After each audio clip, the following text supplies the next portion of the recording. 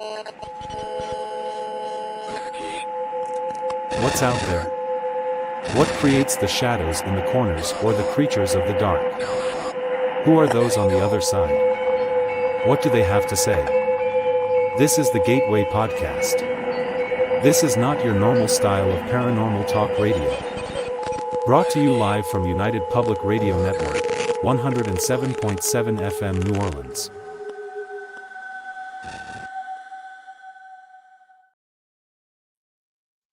And welcome to this episode of The Gateway, broadcast from United Public Radio Network, 107.7 FM New Orleans. I hope everyone had a really good Thanksgiving. I know I did. So over the weekend, I got to meet a couple of special people that was on the show just last week, the Horns. We've met in Rhyolite, and we did a little bit of ghost hunting out there, and we had some really strange experiences. If you guys have been out to Rhyolite, it's about maybe 2 hours outside of Las Vegas. And it's a really popular little ghost town. It has a bunch of old structures and things on it.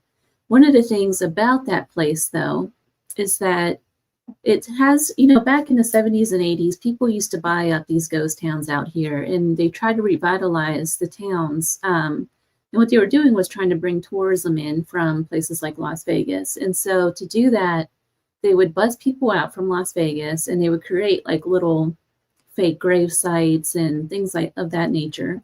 Well, Rhyolite has one of those, and it's a grave site of a lady named Mona Bell, and she was murdered. She was a prostitute that was murdered, but she's not actually buried on site there. Her family sent for her. She was trained back to, I forget where she was actually from. But that's why that grave is there. It was made in the 80s, so it's really not even real. But long story short, the first time I was ever there, I got a bunch of EVPs there. And so I was telling the Horns that they wanted to go. I got to meet them in person and see some of their equipment that they build, stuff that we discussed last week. And it was just a good time. But tonight, my guest is a good friend of mine, Scott Allan. He's a psychic medium, and he's a really good one too. And we're going to talk about mediumship and how do you know? There's a lot of people claiming that they're mediums out there. And so we're going to get into kind of the dirt of it and talk about what's genuine and what's not. So let me get him on here. Hey, Scott. How are you? Can I tell you before we start, your new opening is fantastic. I hadn't seen that yet. You like that? Oh my God, I do. It's so good. It's so good. Yeah, I love it. Every time I play it, I don't like the voice. So I'm going to try to remix the voice. And I don't have that deep, manly voice to put in there. So I tried to make one with like a synthesizer and Adobe, and it's just not working for me. Yeah, but the visuals are great. Did you do, you do filmmaking, so you made Yeah, I did it all myself. What a great job. I love it. Yeah. Oh, thank you. Beautiful. Beautiful. So, you've been on the show a lot, at least a couple of times now. Yeah, and you've been on my other show too, Small Town Tales. And we've taken some classes together in mediumship through the Spiritualist Church. Mm-hmm. For those who are first-time listeners, can you tell us briefly how you got into this? Into mediumship? Well, I was a funeral director for 35 years. And, all my life, I've known something was there. I wouldn't have called it mediumship because I didn't know what that looked like. I thought it looked very different than it really does. And so I didn't understand it. And as I got older, I was thinking, well, maybe it's kind of like this psychic sense, but I couldn't make sense of that either. I couldn't find a test or find anyone that would help me. When I left the funeral industry I wanted to move to be closer to my parents who were getting older. And when I left to be near them, I had a friend, and she said, well, we're going ghost hunting. And she's older than me. She's retired, actually. And she said, we're going ghost hunting. We're going to what used to be a church rectory, and now it's an historical museum. Do you want to go? And I thought, oh, I don't know. I never really thought of that, but sure, I'll go. And somebody asked on a spirit box, do you know anybody's name here? We really didn't hear anything. But I was recording it on a recorder. And when I got home, I heard them calling my name. There was about 15 of them. I thought, well, that's odd. And then it became more and more and more. I was hearing my name called everywhere. I was starting to feel things and sense things. And I really think it was them saying, hey, you know what? It's time. Wake up. Wake up. And so, after a long time of dealing with this, I reached out to a woman I had met along the way who's a medium. And I said, I've got this spirit after me. I don't know what the deal is. What's happening? It was frightening, to be honest. And she helped me sort it out. But it was another 2 or 3 years after that before I was really able to confidently say, okay, this is it. And, that's when I started to take classes, and I met you and some other folks. And it's been a journey. And it's still a journey. It continues to be a journey. I don't know about you, but I feel as though mediumship and the gifts, the abilities that we are given continue to shift and change over time. It's not as it was in the beginning.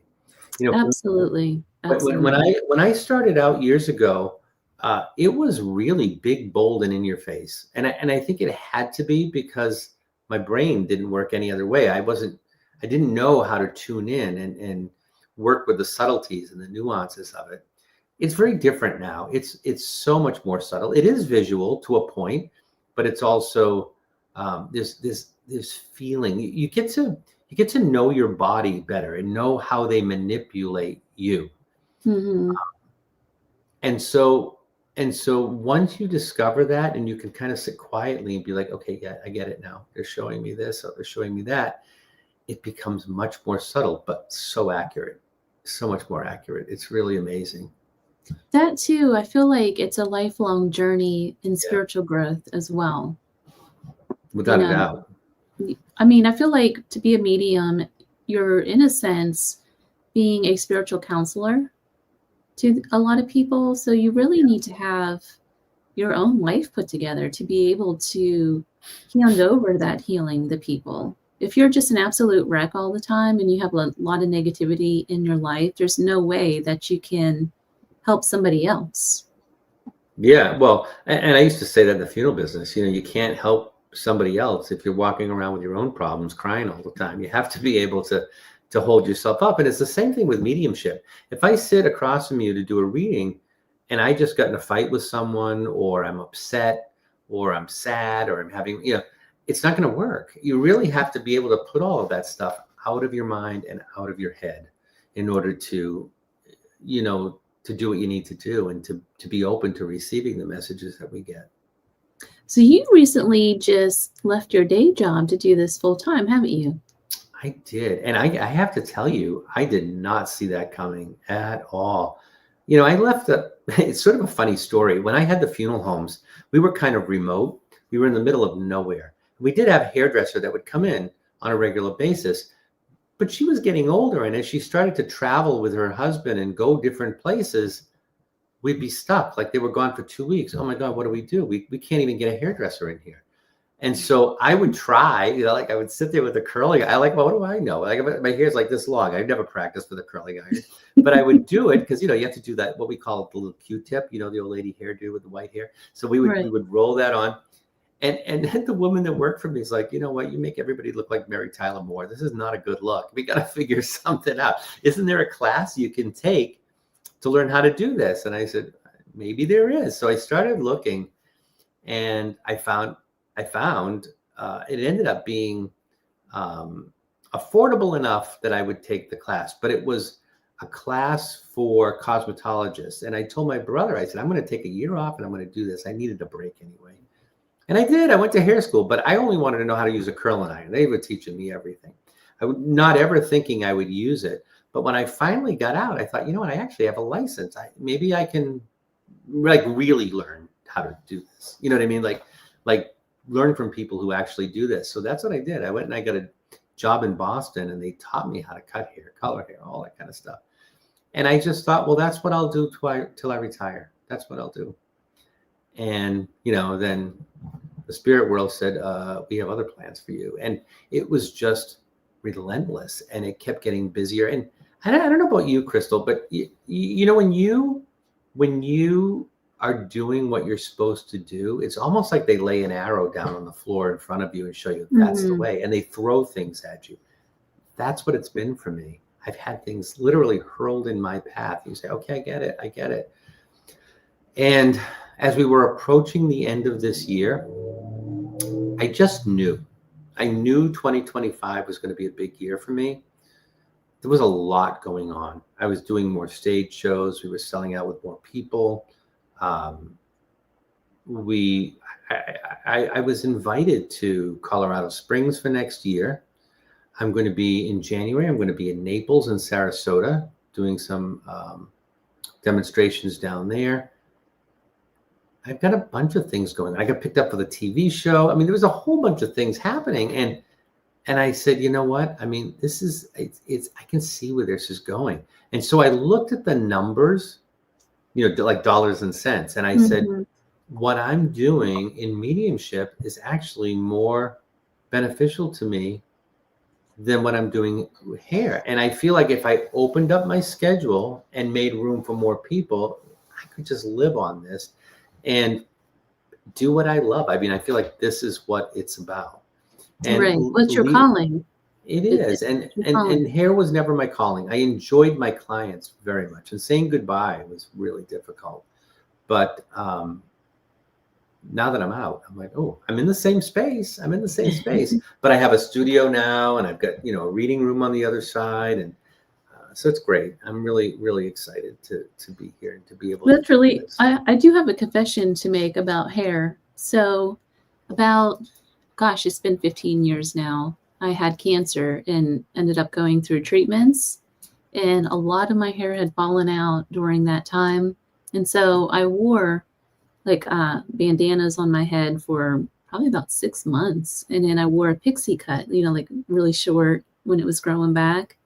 So I never really cut my hair after that. I've always had it long since. Yeah.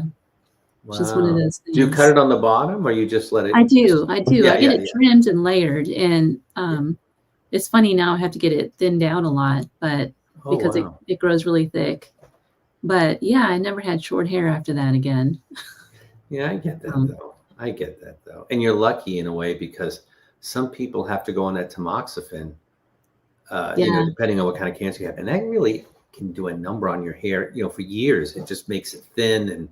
And so in a sense, the fact that you're telling me you have thick hair is a really great thing.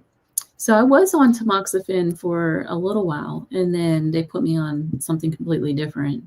So, yeah. But yeah, it's one of those things. Once you lose your hair like that, it was like the worst experience ever for me. I don't know why. It wasn't even the cancer itself. It was when my hair started falling out. It was like, I just remember standing in front of a mirror crying and just literally pulling it out in fistfuls, you know? Yeah. But that's, for me, that whole experience though is kind of what had woken me up to the spirit world in a sense. Really? I ended up losing a friend at that time through cancer as well. And we were pretty close, and there was a series of events that happened, and it was like, he started visiting me in dreams. He showed me where his last will and testimony was, so I was able to find it. Just little things started happening, and his family actually got afraid of me because of the mediumship. They were literally scared of me because of it. And it just opened my eyes to, there's this whole other paranormal world out there that I need to start paying attention to. So I don't know if there was something in your life like that that kind of happened. You know, well, I'll tell you, you know, I did follow this, and I sort of woke up, so to speak, within the paranormal world, but it's not the world that I really reside in. I was woken up to that, and, you know, I know people who are in it, but I feel like I'm more on the spiritualist side of things. It's helping people, it's healing people, it's delivering messages, you know, that change people and change lives. And I think that, I don't know, what was the question again? Because I felt like I knew the answer. Sorry about that. That's all right. This is one of those nights. Yeah. Well, I feel like a lot of people will say, you know, something bad happened to them, and that's how they oh yeah, come no, about in mediumship. nothing bad happened to me, and I'm grateful for that. I mean, I've had bad things in my life, you know what I mean? People go through things, but there wasn't a defining moment that I can say that triggered it. You know, like some people will say, "Oh, I had a near-death experience, and then after that," I feel like I'm, hey there, how are you? Nice to meet you. Yeah, you know, for me, it almost feels like I feel like an anomaly in a sense, if I can say that. And you know, I talk to so many people who say, "Well, I've had this my whole life. I was seeing the spirit when I was 3 or 4, and I don't even know how to shut it off. I've never taken a class." For me, it's very different. I wasn't seeing spirit at 3 or 4. I worked in a funeral home for years, so that would have been just kind of immediately blocked anyway. I remember knowing there was spirit there, but thinking this place is haunted. Can you believe it? I remember that. You know, that's what I thought. The place was haunted. Because I was kind of introduced to this later in life, I was able to take classes and work. I wanted to learn how to shut it off because it was making me crazy. It was like all the time. So I learned to shut it off. And most times, there's nothing. You know, there's nothing. When I do a reading, as soon as I'm done, that's it. They're gone. I don't sit around the house like, oh, there's another one. It does. You know, it doesn't work that way for me. You know, I used to think, you know, we'd go to the grocery store and you go down the cereal aisle and there's like 10 dead people and you ask one to step aside so you can grab the Cheerios. You know, it's not like that. You know, it's not like the movies at all. And I think that's another reason I never really understood it. So, you know, for me, I feel a little bit like an anomaly.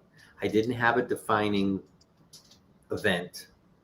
It's just, I think it was always there. I think because of what I did for work, I just never really understood. I mean, I think I thought it was something else and I never paid attention to it. And I can honestly tell you, I didn't see spirits. I didn't see them, you know, not like well, here's the thing too. And I'll say this, I don't know if you can relate to this. I say I didn't see spirit, but if I don't stop and clear my head, I don't see anything. I don't get anything. Like when I go through my day, I don't see spirit. But if I sit here and say, okay, I'm going to do a reading, clear everything out of my head, they'll start to show up. But it's not like right in front of me. You know, sometimes it's mind's eye, sometimes it's sensations. Sometimes so, you hear it, right? A lot of yeah, people hear it. yeah, I don't hear a lot. I do get that from time to time, but not as quite as often. But if I weren't sitting quietly waiting for it to happen, I would probably miss it. So I could be walking around all day long, kind of like getting thoughts and things and not even registering that that's what it is. You know, I think that made all the difference in the world to me, but I don't walk around like that all the time because I have to live my life, you know? Well, for me, I did grow up with it. I've been seeing spirits since I was little, but you're right. It's not like every now and then in my own house, I'll have something pass through, but it's not like, you know, it's not like you go to a haunted house and they're popping out of the walls or anything like that. No. It just doesn't happen. And the one question I do get a lot is, how do you turn it off? I never really learned how to turn it off. I just tune it out. It's kind of one of those things. I just don't listen to it. I just tune it out and focus on something else. So, you know, or when I'm doing readings, I'll, like you said, I'll clear my head and get into that vibration to be able to do that. But yeah, it's not like they're coming out of the walls or in my shower or anything like that. I've heard people say that they have ghosts in their showers and things of this sort, but yeah, it just doesn't really happen like that. It doesn't for me. And I, you know, it's funny you say that because I set an intention right from day one. I had a woman, she's a shaman, and she was helping me control it because it was like, I got to deal with this. And we set an intention that you show up when I'm ready to work. And when I'm not ready to work, you don't show up. You don't bother me at home. You don't bother me out on vacation. You don't bother me during the day. But I sit in front of my computer and you show up. I sit in front of a person in my reading room, you show up. If I stand on stage, you show up. They know when I'm supposed to work. That's when they're allowed to come in. And it's funny because even when I'm on stage, like I'm going to go on stage, let's just say, sometimes they'll start to make themselves known because they know I'm coming. And I'm like, no, I can't. You go over the waiting room, sit over there. I'll call you back later. If you're here for somebody, come on back. Because what I find what happens is sometimes they'll come in and I'll get all this information and then they fly the coop. And now what? Who's it go to? I'm no longer communicating. I'm just reading a message. I'm just, from memory. So I try not to even get anything. There was she had me, and it feels so, like, when I think about it, it feels so hokey, but she had me create this dial, this imaginary dial, right? We're going to turn it off. And when you want it, you can turn it back on again. You turn it off, you turn it back on. And I thought it was silly, but that also helped me really, really control it. But the problem with that is that you can sit and say, geez, is it real? I mean, did I lose it? Is it no longer here? Because you don't feel it until you're ready to work. At least that's how it is for me. So how do you decipher? I get this question a lot from people, and there's a lot of people that are coming out of, coming into mediumship, I should say. They're waking up and coming into spirit and just coming in, learning that they're mediums, that sort of thing. And one of the biggest things for me was trust. How do you trust that you're actually seeing something in spirit? I remember I did some spirit art for you, and I remember one of the things that was in that picture was that tree that I drew. I was like, I'm not drawing that. That's silly. I have no idea what that means. But it's stuff like that. It's hard, and we all go through that, right? I mean, there's that trust. I think the more you do it, the more you realize that they always show up. And I would almost be nervous to the point of being ill before especially if I was going on stage and doing a demonstration in front of a bunch of people. What if they don't show up? I've got to get them all lined up before I go out there. I don't anymore because I know they will show up. I just get out there and, I've got nothing. It's funny. I always say it's like going out on stage and realizing you have no pants on and hoping somebody throws you a towel because you're just waiting there, for something and you don't know if you're going to get it or not. But they do. The trust is there once you've been doing it for a while. And when they know you trust them, they give you so much more. It's so new. I got to tell you something funny. This is so new. They just started doing this with me maybe about a month and a half ago. Have you ever heard people say, oh, they're coming in on my right side or they're coming in on my left side? Yeah. Like, what's that mean? Like, I don't know. I don't know if they're over here. I mean, it just wasn't something that I ever really detected. So I said, okay, if you're on mom's side of the family, I want you over here. If you're on dad's side of the family, I want you over here. But how are you going to tell me? Right? Because I don't see them like that. You know what I mean? Right. I just kind of see them like everywhere. And I started to notice that they would pull my mouth a little bit, just a little bit. It's subtle. I feel like I look like I have Bell's palsy, but I think most people probably don't notice it. So, and now I'm like, okay, well, if we can do that, like, what does mom feel like? They'll show me. What does dad feel like? They'll show me. And then it's like, okay, can we use that for yes and no? So you're telling me you're on mom's side. Are you the grandmother? And they'll tell me yes or no. Yes is the right, left is the no. It's the weirdest thing. And I swear I look like I'm having a stroke, but I don't think I do. I don't think people actually notice. It's really very, very, very subtle. But they just started doing that. It just started, and it was happening. Like, what is this kind of weirdness? It's kind of like you're learning your spirit language. For me, it's I get a ringing in my ear. And I remember in one of those classes we had taken with Joe,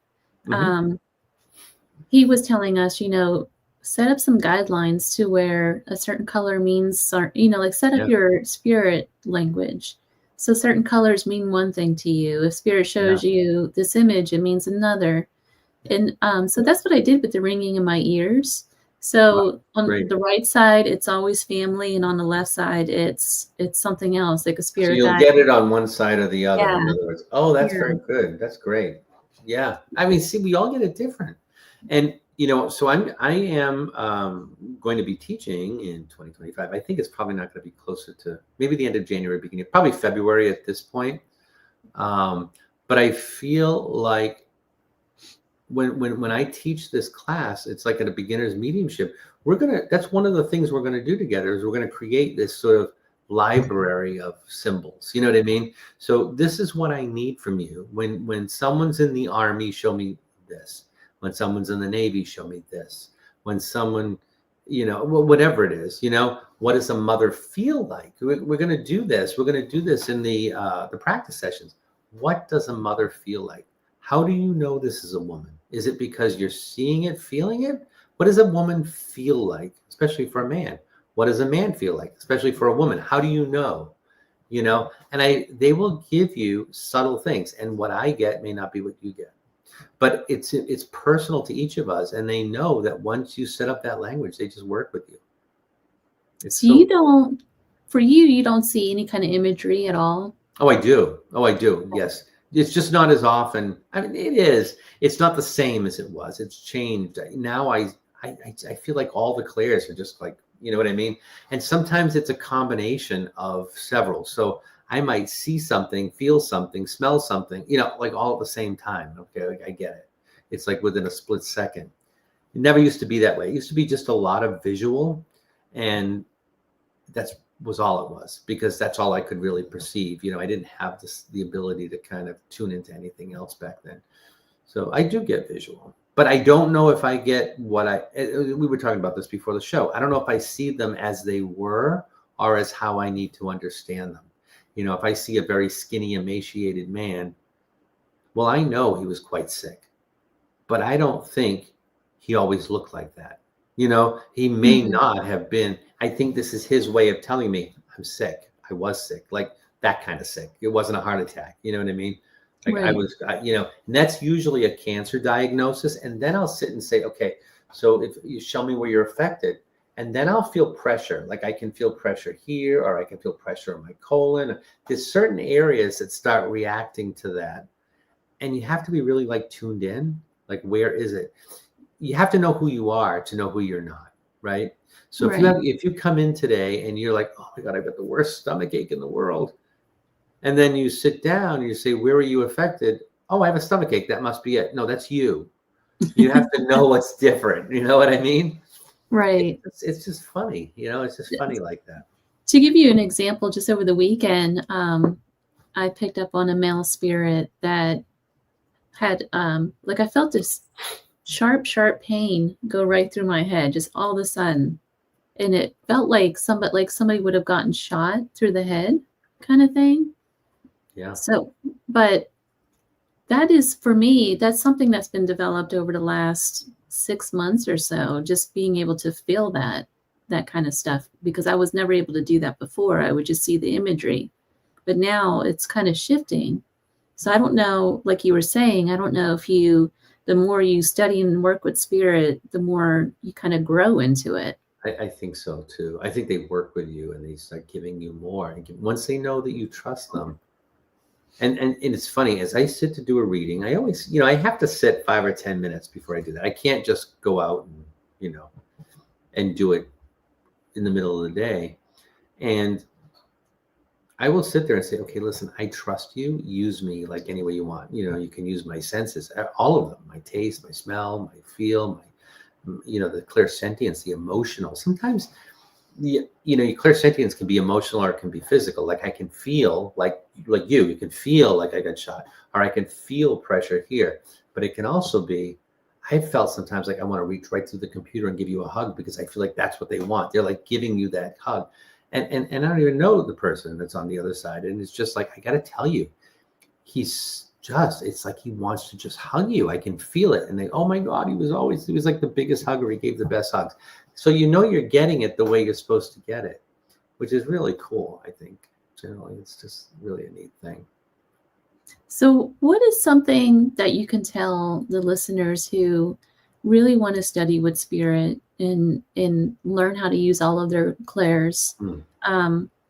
What's the first step that you would tell them to do if they're just starting out? So I always say this. I think the very first thing you need to do is to learn how to clear your mind. Get one of those meditation apps. You can get them online. Some of them are free. Or just go on YouTube and down. You don't need to sit there and sit in the position and chant. And, it's not like that, And I will tell people too, you be patient with yourself because your mind will wander. My mind still wanders. I sit here for 10 minutes and I'm like thinking about what I'm going to have for dinner, Okay, then you acknowledge it and you bring yourself back. I mean, everybody does that, right? But I think if you stop and learn to just get rid of the day, focus on your breath. That's it. Just focus on your breath. That leaves room for them to come in and talk with you. And then if you understand who you are, you'll understand who you're not.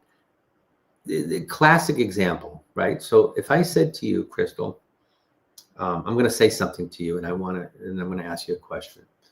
Milkshake. Okay. Were you just thinking of a milkshake? No. No. That's what it's like. But isn't that what it's like? It's like your mind is clear and all of a sudden, oh, they're showing me a milkshake. Why are we talking about a milkshake? What's that? Or why are they showing me horses? Or what's going on with, I told you before we get on the show, the fender bender, this guy with a fender bender.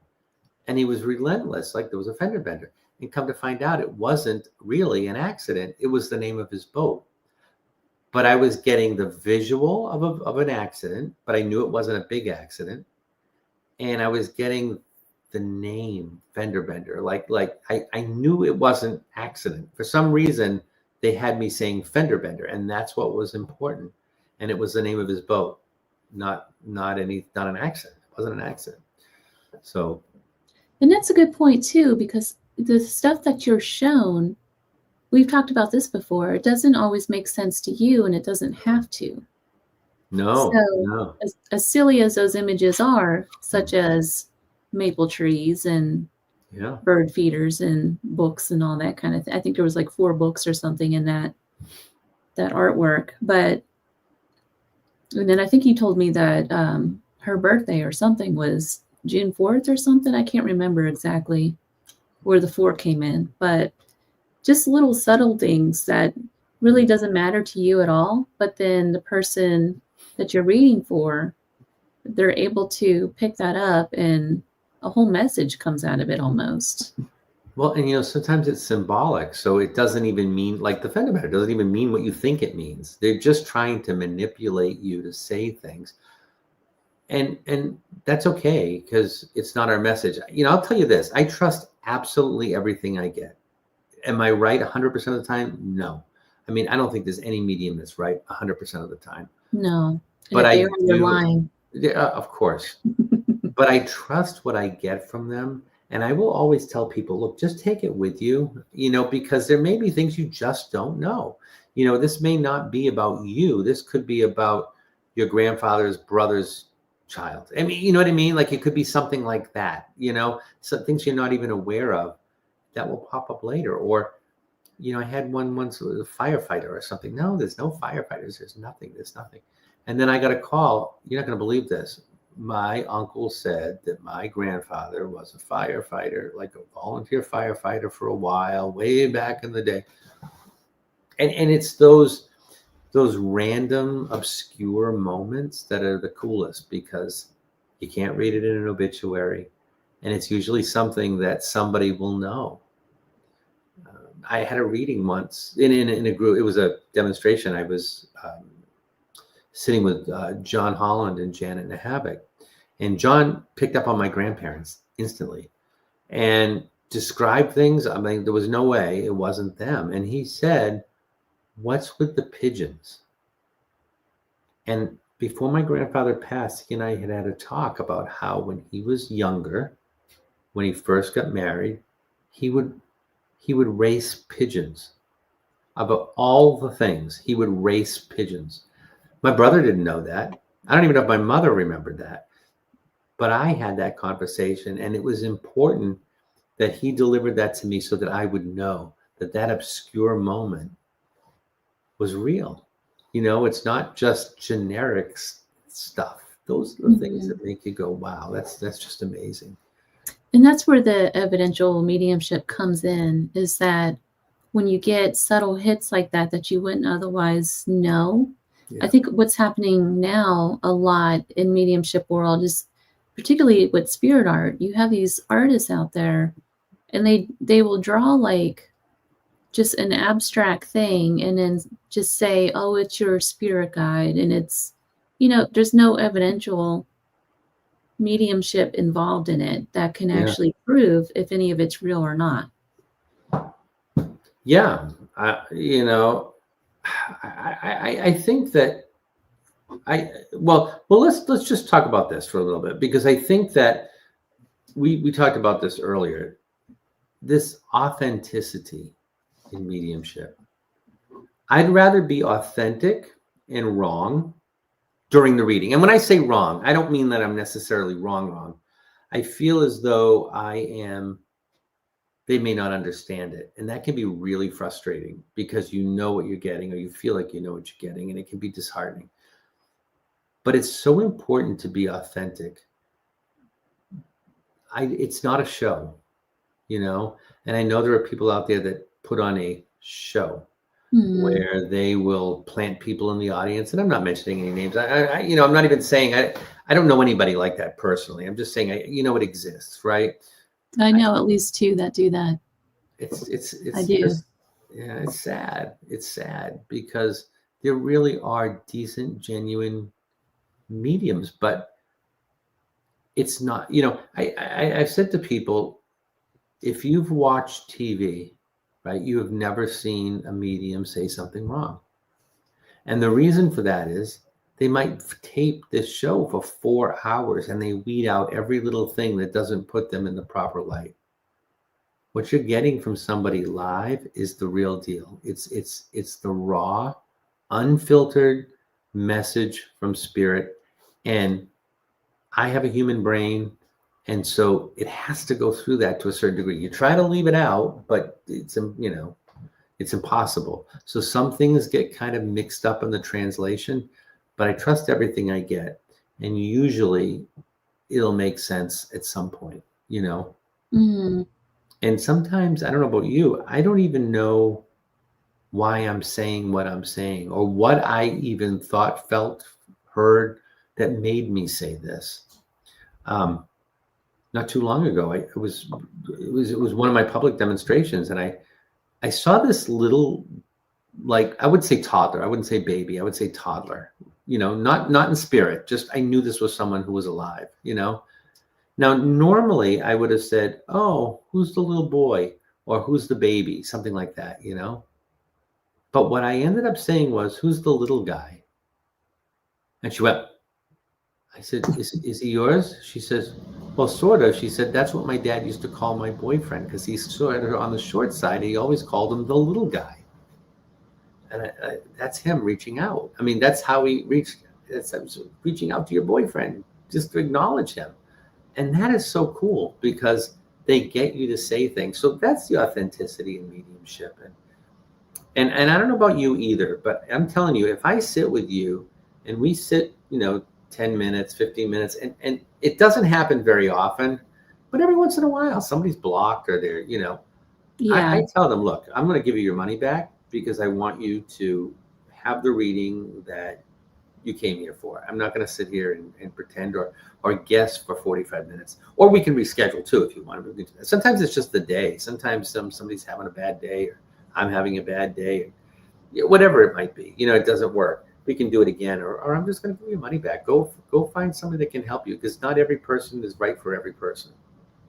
I had a reading once, and it was of a lady who went through this tragedy. She lost her son and a husband at the time in this tragedy. And this was maybe 8 years previous. And she's still in that state, like she's reliving that moment over and over again still.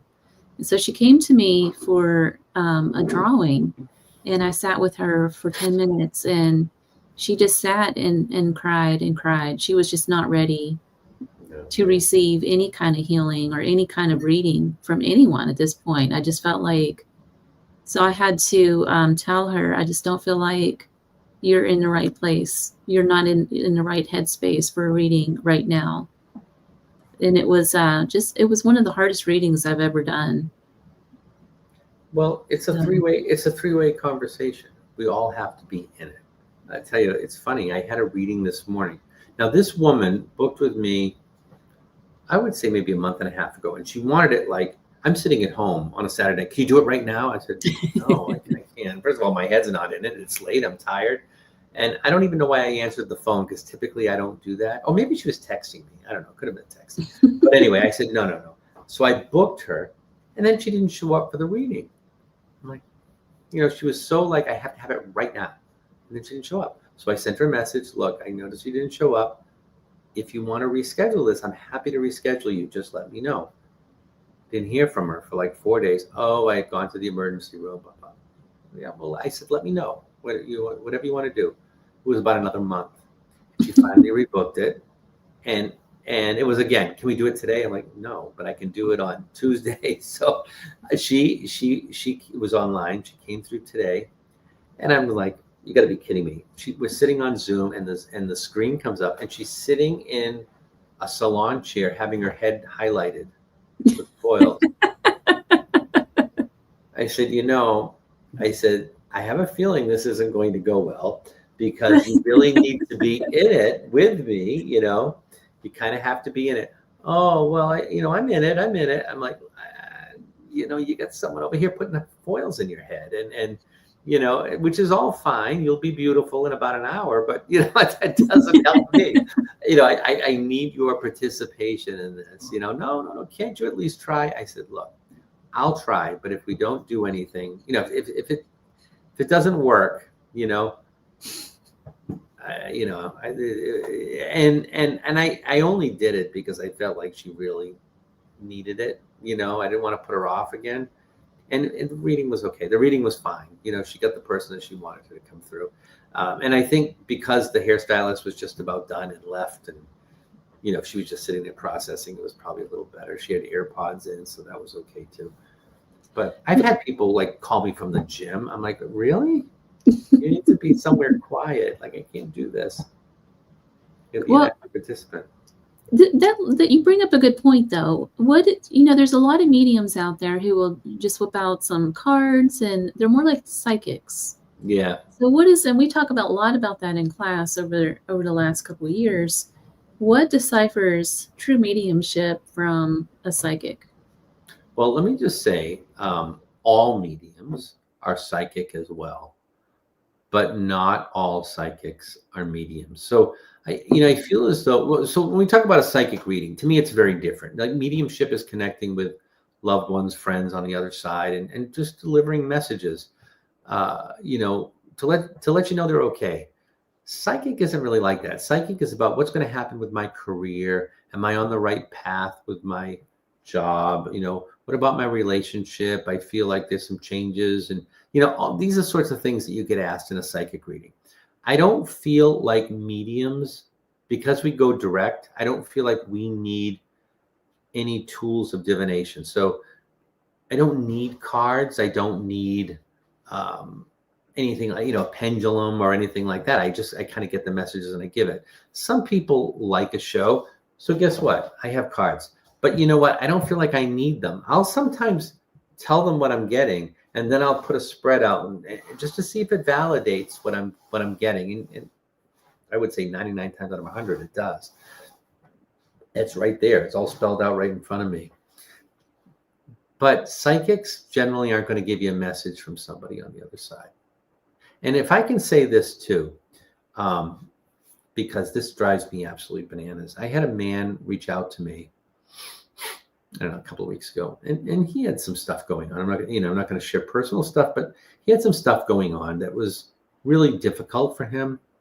And he wanted a psychic reading. He didn't want a mediumship reading. He just wanted a psychic reading. And when can you do it? And I said, you know what? I said, I can get you in, I don't know what it was, like tomorrow or something. I said, come on down. So he sits here and he says, I've been hurt before. And I'm thinking, like, in a relationship, no, he's been hurt by psychics. He gave a psychic over $4,000 because she was telling him that, well, your relationship, and I think she'll come back, but we're going to do this spell, and we're going to burn this candle, and we're going to do this kind of magic, but it's going to cost you some money, and you've been doing it for $4,000, and nothing's changed. And I said, listen, that stuff's not real. I mean, there are people who do magic. Okay, I get that, but I'm not going to say that's not real, but that's not real. that person is not doing real stuff. What they're doing is taking your money, which is just terrible. And there's a whole network out there like that. It's awful. And he's trying to give me extra. We stayed a little extra, trying to give me money. And I said, no, don't. I stayed with you because I wanted to stay with you. It's fine. We're having a conversation. And to give me more money. And I also don't want to see you again for at least another 6 months because, that other woman said, well, you should come back next week. I said, of course she was. She was trying to drain as much money out of your pocket. Look, it doesn't work like that. And I'm going to give you the real deal. I'm going to tell you what I feel like I'm getting. And you may love what I tell you, you may hate what I tell you, but it's going to be what I feel like I'm really getting. And again, you take that with a grain of salt too, because I'm not right 100% of the time. But I will tell you what I'm getting. I'm not going to do magic. I'm not going to charge you more money. I don't want you to tip me. All of that kind of stuff is just take a step back. It's that stuff's not real. It's just not real. And that makes me really crazy. That leads to another good point too. A lot of times with readings that you don't always tell the client exactly what they want to hear. It's not a show, it's not. So I feel, and this is, you talk about Joe, this is one of Joe's things, but it should be everybody's, is, the first thing in mediumship is do no harm, right? So sometimes you'll get things. You do not have to share every single little thing that comes through, right? If you feel like her husband is cheating on her and she doesn't know it, and that's not part of the request, she's not asking about that, why would you bring that up? That's not your business. Or, the son was killed in an automobile accident. Do you really need to just describe every little detail? The car flipped over, his ear came. I mean, my God, don't do that. Some people feel like they have to do it just to prove that they've got it. You know what I mean? Look what I can do. She already knows it's her son. You just said, I've got your son here. And it was accidental and it was quick. And he's telling me he was on a road that he shouldn't have been on. And look, he just wants you to know he's okay. And you go on with other stuff. She already knows that. She doesn't need to know the gory, gruesome, nitty-gritty details. So, it's about leaving people better than they came to you, really. We don't need to get into that stuff. But there are people who still don't like it. I had one woman who was dating a married man in my lights just went out. Hello. My lights just went out. I'm telling you, it does wacky things in here. There was a woman who was dating someone in China, and she wanted to know whether that was going to work out. And I said, no, it's not going to work out. Well, how do you know? I said, you asked me. I'm telling you, it's not going to work out. He's in China. Well, I could go to China. I said, you could. I said, but I feel like he's married. Oh, he is, but he could leave his wife. I said, yeah. And you know what? I mean, and aliens could come down and bring you to their planet tomorrow, and we could have this conversation. Listen, I'm going to tell you what I think. You can take that advice and do whatever you want with it. But I don't feel like it's going to work out. I really don't. I'm sorry. Well, a lot of it too, then that comes back to the counseling thing. So a lot of it is counseling, unfortunately. Yeah, but I'm not a counselor, and I feel like that too. Like I feel like as mediums, we need to really be careful with this. Like, don't be giving medical advice. We're not doctors. Yeah. You know what I mean? Don't be counseling. We're not counselors. I'm doing an event in Naples, Florida in January, towards the end of the month. If there's anybody is in Naples and you're interested, this is sort of a grief. I don't want to call it a retreat, but it's an afternoon. There's 3 of us. There's myself delivering message from spirit. We have a grief counselor there that's going to work with the group as a group for about an hour. So it'd be like an hour with me, an hour with him. And then another medium who's going to be there. And she's also extremely intuitive. She does Reiki and spiritual healing. So we've got this whole healing afternoon. It's a 3-part session. And that's going to be in Naples at Light the Way Spiritual Center. It's not listed on the website or anything yet. But if anybody's down in Florida and you're out that way and that's something you want to go to, because a lot of people have unhealthy grief. And I see it here. They show up. I gotta have a reading. My son, like you, my son just died. And I said, my God, it's only been 2 days. You know, it's not that he's not ready. I don't think you're ready. Yeah, exactly. You know, Exactly. I don't think you're ready for this. Is there a certain time that somebody should wait before they get a reading after someone has passed? So here's what I think. And I've heard people say, wait a year. I don't think it's because they need a year. I think it's because you need a year. If you're in an intense state of grief, how can your head be in that zone, right? I don't think Right. your head can really be in that place. But if it is, you know, then I think they might show up.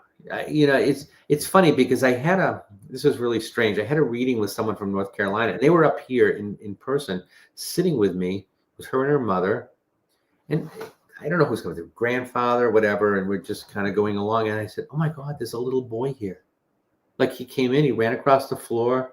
He was like laughing, ducking under the table. There's a little boy here. He's like 5 years old. He's telling me it was quick. Is he connected? And I'm thinking, is he even connected to you? Right? It just seemed kind of random, you know? And she said, oh my God, I know who that is. 2.5 days ago, my brother's friend lost their little boy who's 5 years old. He had had an asthma attack and died just like that. Like Wow. it was just awful. And the message was like, hey, I'm okay. I'm still around. And I mean, there were things that definitely were I don't remember anymore, but they identified him, you know. She didn't even know him. So she wasn't emotionally connected, but he knew that if he got to her, she could get to the right people and deliver that Right. message to let them know that she's okay. But had the mother and father been here, I don't know that it would have worked. I don't think they would have been in the right space for that. Tabitha says a lot of times they just want you to know that they're still around. Yes, absolutely. And you know, it's funny, Tabitha, because I say this to people. They'll say, well, don't they have a message? Well, yeah, the message is, don't worry about me. I'm okay. I'm still here. And I know that's sort of cliche, but it always, you know, it's not like, okay, go in the bedroom, the third door on the left, go in, there's a bureau. Behind the bureau, I taped $300 to the drawer. You know, it's never that. It's always just, I'm okay. I want you to know I'm okay. And in a sense, that's what helps the person who survived to get through that grieving process. It's part of it. That's what it's kind about. of the whole point. Until we're all back together again. You know, we have to live here and adjust to this. And it's really hard, you know, for people that grief it's a bitter pill. It's awful. Some people have dealt with some terrible things, and I don't claim to understand any of it, you know, thank God. But I feel like that's really all it's about, because there still exists. It's almost like, you know, if you blow a dog whistle, you might not hear it. I might not hear it, but the dog will come running. I feel like it's the same way with spirits. Some of us, for some reason, are able to tune into this. It's like turning the dial on the radio. You kind of get in between the static. You're able to pick up a couple of things. It's not like you're getting the whole station and the whole thing. You know, you just somehow you're able to tune into a little bit of it. Just bits and pieces. Enough. Yeah. I don't hear a lot, but when I do, it's not sentences. It might be a word. You know, it was strange. I told you about the little guy, right? I was reading her brother. It wasn't her brother. It was her cousin. Was talking about somebody that had died, and I was reading him, and I kept hearing this name. It felt like it wasn't an American name. It was a Portuguese name. I think it was João, right? It's like John, but João. And I kept hearing João. And after like the third or fourth time, I'm like, okay, who is João? And the woman says, oh my God, that's my husband. It was that girl's dad. Oh my God, that's my husband. He just died 4 weeks ago today. And then we switched over and we delivered messages from him. But that's all I got. He didn't say, my name is João. Tell her I'm her husband. And I want her, you know what I mean? Like I don't get it. Like it's not like the movie Ghosts. No, you're lucky you get it like a word, you know?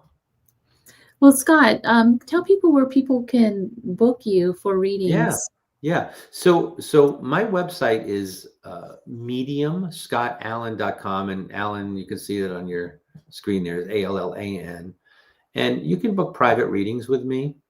If you're, I do them by Zoom mostly because I read for people literally all over the world. But if you're local to Boston area, I do them in person. I have a studio here that's private.